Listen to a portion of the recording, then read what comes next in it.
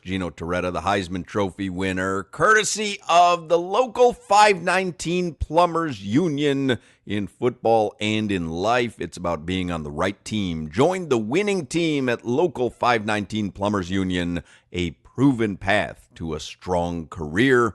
Visit plumbers519.com. Gino will be on the call for Touchdown Radio this Saturday night, Alabama and Auburn. And I remind you, before we talk a little college football with Gino, the best place to get geared up this holiday season with Canes gear is Caneswear in Davie, or online at caneswear.com. We were just talking in the last segment, Gino, about Carson Beck and what letter grade you'd give him, or whether, because Crowder was saying he didn't meet expectations. But I reminded Crowder his expectations for Carson Beck were the bottom of the barrel. He thought he was going to be a bust. And I think those big wins at the beginning of the season were a lot in part due to him. So I'm just curious how you look at Carson Beck's season with the University of Miami. Well, I would say good, not great. He played better this past week. I think that the two losses are really the disappointing ones. I mean, he threw 4 picks in the one game and didn't play well. But they got their work cut out for them. I mean, they got an outside chance getting in the playoff. Still, probably more of a chance making the playoff than making the conference championship game. But for them to do that, they're going to have to go on the road and beat Pitt. And I just saw Pitt against Georgia Tech. Pitt has a true freshman quarterback and a true freshman in the backfield that are legit. Like I'd be shocked if Pitt was able to keep Heinzel the quarterback for 4 years, because somebody's going to be throwing some major cash his way. The kid can move.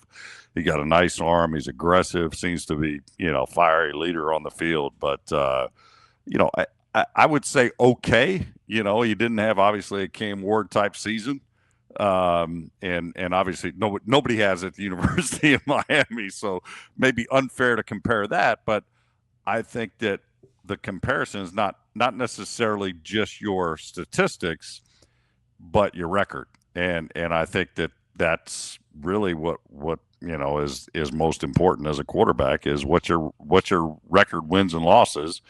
And you lost a couple games where, you were a pretty big favorite, in those games, and you didn't have great games. So, I'm not going to say it's a failure, but I think it was adequate. We would have liked more out of it. And he can write it off if they go out and smoke Pitt this weekend. I think they got a darn good chance of getting in that playoff. And Gino, do you like that approach with, like you're saying, Cam Ward? And Hawk's right, because I'm looking at Cam Ward and I'm almost like, listen, I watched him at Georgia. I watched Beck at Georgia. I'm like, he's not Cam if y'all are expecting that. But to your point, like I was saying, man, the 2 losses, the ball touched his hand last. And those top quarterbacks, that's what you want. You want to have the ball in your hands, down by 4 to go win the game, or in overtime for SMU, where he's not doing that. So I guess it's almost, we're talking now about the strength of schedule versus strength of loss, where I'm putting those losses over the Notre Dame, over the Florida game, over those games, because when the game was on the line, you had the ball in your hand. It wasn't the defense having to stop them. Oh, yeah, I would agree. I think the one disappointing thing, listen, as a player, you want to feel like, man, the guy's all in. And the most disappointing thing to me is, listen, you can have crappy games. And I've had crappy games and you just own up to it. But some of the responses, like, I'm just running the plays sent in to me from the sideline, like, I didn't really care for that kind of response. I mean, I don't want my quarterback telling me that. I want to tell my quarterback, here, I'm going to teach you, this is what we want to run in these situations. And if, 25-second clock's running down, you can get us in a better play. Get us in a better play. You're the leader out there. I'm the coach on the sideline. And I think those were probably the disappointing thing. I think the play at SMU where they're trying to throw a little dodge route, to Malachi and a linebacker, like you said, it really wasn't a tough interception. I mean, it was kind of a floated ball over the middle. I mean, if you're going to try to jam one in there, I don't know, my experience, I throw the damn ball as hard as I can. I mean, if I'm trying to throw it by somebody, I'm trying to throw it by somebody. So I think that he has gotten better. I think last week was one of his better performances. And listen, quarterbacks, the more reps they have in a certain scheme, the better they're going to be. So hopefully that continues. But like I said, they're going to have their work cut out for them this weekend. But I think the question here, Gino, in my opinion, is would you trust him in a must-win game in the college football playoff? I know right now the Canes seem to be on the outside looking in, but would you trust him to go make the play down the stretch of a game of the ACC title game or down the stretch of a game of a college football playoff game based on what you've seen this season? You got no other choice.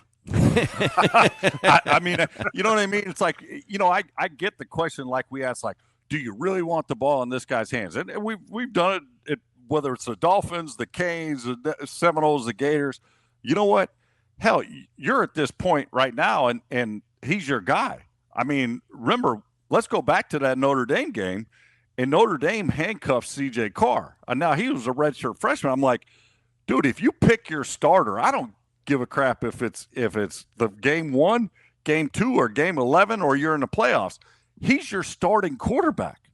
So you better believe him, else you're setting up your whole team or your whole offense to failure. So I would say, yeah, they better have the utmost confidence in him going into these last games. And if they make the playoffs, they better have confidence that, you're not going to game plan around your starting quarterback. I wouldn't hope at this point in the season. Speaking of the college football playoffs, there's obviously and again, it starts with the Canes beating Pitt on Saturday. And again, you broadcast Pitt last week, so you've seen them. This is not a cakewalk by any stretch of the imagination. We've seen this play out with the Canes before. I believe it was a Thanksgiving or right after Thanksgiving game against Pitt just a few years ago that they put up a stinker. But if it comes down to the college football playoffs, is there any scenario where you say Notre Dame should be in ahead of Miami if they both end with the same number of losses and Miami has beaten Notre Dame head-to-head? I would say yes, because, listen, you have recency bias. If you're voting, you look at things that happen closer to your vote with more credence. Notre Dame smoked Syracuse 70-7. They played a lot of the same opponents. And I would say the trajectory, Notre Dame has been playing better and better every week. And Miami has kind of been up and down, and then you had those kind of two stinkers in the middle latter part of the season. So I would say yes. And the committee has already told you. I mean, look at how they're ranking Miami and Notre Dame. If you're truly looking at same record, they're going to go, okay, let's look at same opponents and how you did versus those same opponents. I mean, hell, I can remember when I played in the BCS and all that, it was Florida and Spurrier running up the score, Erickson and Miami, they're running up the score. But that matters because now you got people, the actual individuals where the computers are out of it, where somebody's saying, well, who do I think is really playing better right now? And I would say that, yes, there is a scenario. They've already showed you. They have the same records. But do you think that that's fair? Because I have this. Well, fair is what you go get blue ribbons at, and they show fine. Cows and horses and I get it. Like that. I get it. There ain't nothing fair. In other words, to say, hey, this team is playing better now, discounts the game that you actually beat that team in. And why should that be discounted? Okay, let's go back to a couple years ago, Hawk. Florida State was undefeated. They should have been. And they said the quarterback's hurt. And all of a sudden, they don't make the playoffs. And it's like you screw 99 other players on that roster because the quarterback got hurt at the end of the season. Let's take another scenario. What if Ole Miss beats Mississippi State this weekend? And on Sunday, Lane Kiffin says, peace out. I'm going to Baton Rouge or I'm going to Gainesville. What does the committee do there? Who's going to call the offense? I mean, he's a big reason. I mean, I would say that's more even a reason to knock Ole Miss than how they did Florida State wrong a couple years ago. So listen, yeah, life ain't fair, but this is why you can't leave it up to people and their judgment. And this is why, as you know, when I was at school, we weren't in a conference, and our only chance was to go undefeated. We didn't have the SEC label behind us. We didn't have that schedule.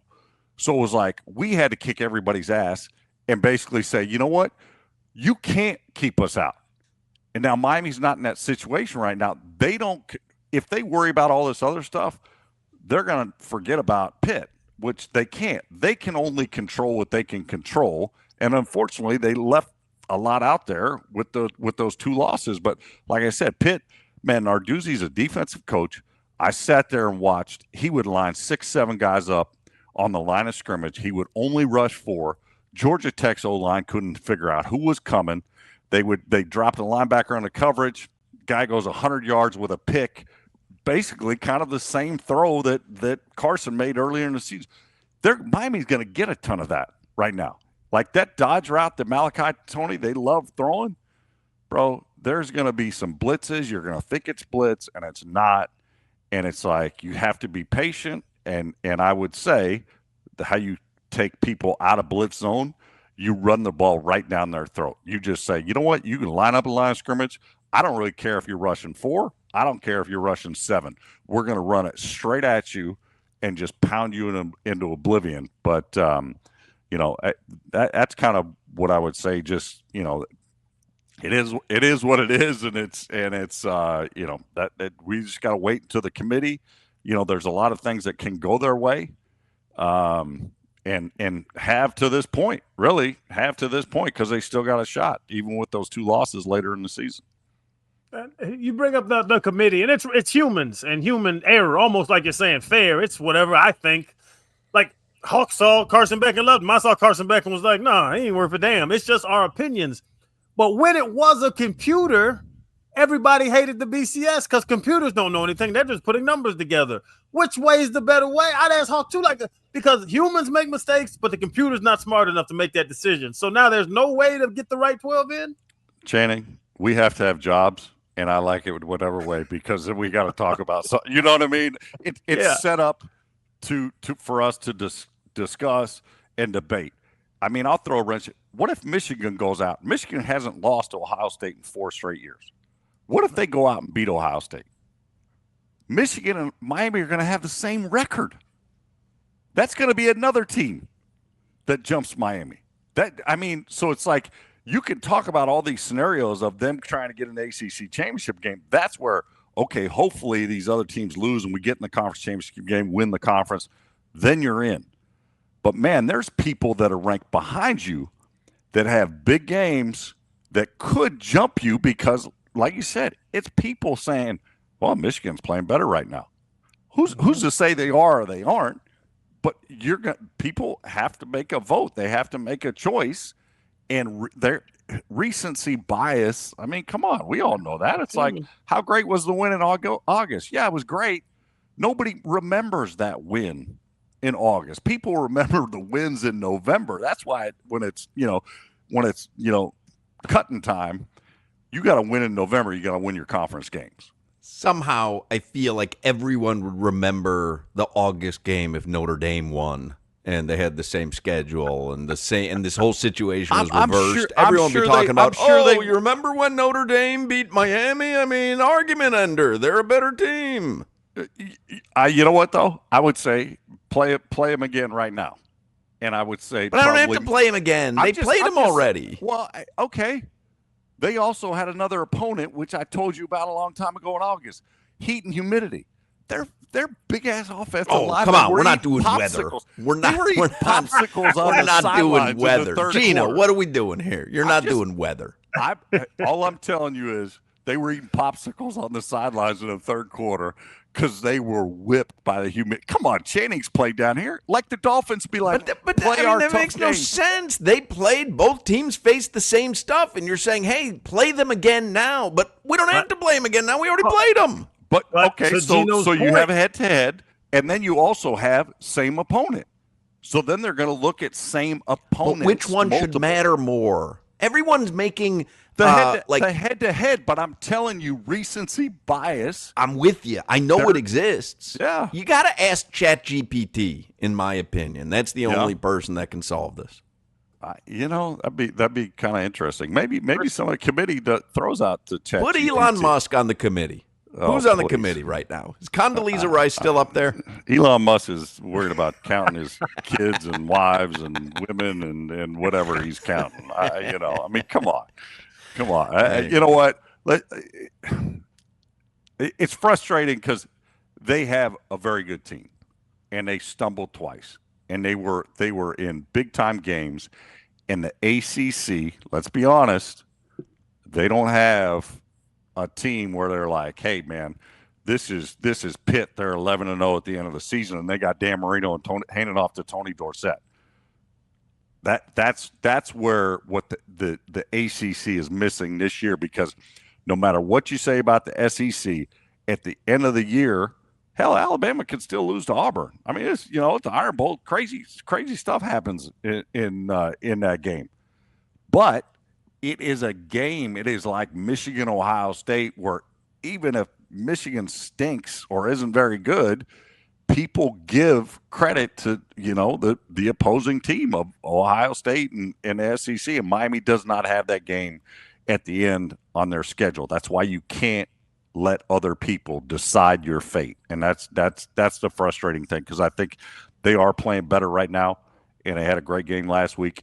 Listen, they just go out and kick Pitt's ass on the road. It's going to be put up 70 on Pitt. Put up 70 on Pitt and make people think about that. And that will be a factor. That will be a factor. And then all of a sudden, then it is, hey, you know what? They beat then the talk is they beat Notre Dame head to head. They had better wins at the end of the season, or they are just as good of a win at the end of the season. Gino Torretta, we can hear him usually on Thursdays. Are you opting out of Bird, by the way? Are you opting out of Yeah, Bird? well, we're actually going up to Tampa, so we're going to a restaurant. So there's Bird on the menu. I think Lori's going to have the turkey. I think I'm probably going to go with some sort of like hanger steak. Oh, that's hanger steak's good.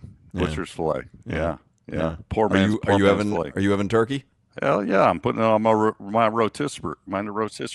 What about lasagna?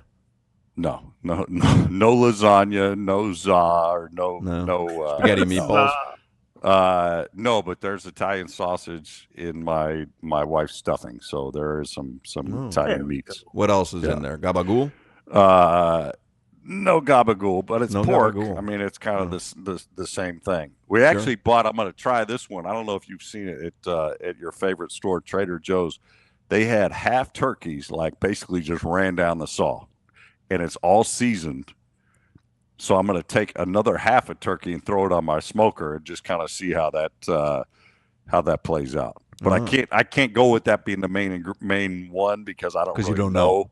Yeah, I don't know kind of out seasoned how it's going to turn out. I know how my bird with 2 sticks of herb butter underneath the skin and the breast to keep it moist. I know that's going to be good, and I know the skin's going to be crispy from my rotisserie, so I know I'm good with that one.